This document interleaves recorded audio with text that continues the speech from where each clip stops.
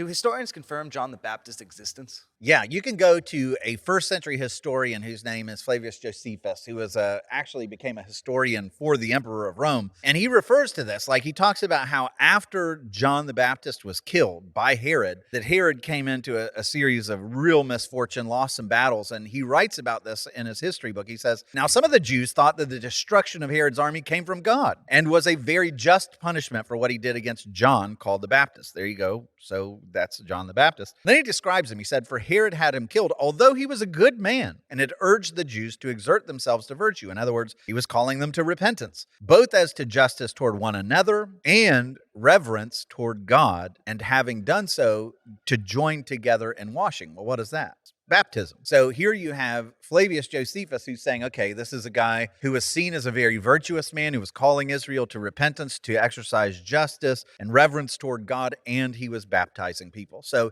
you find that in the Bible and out of the Bible.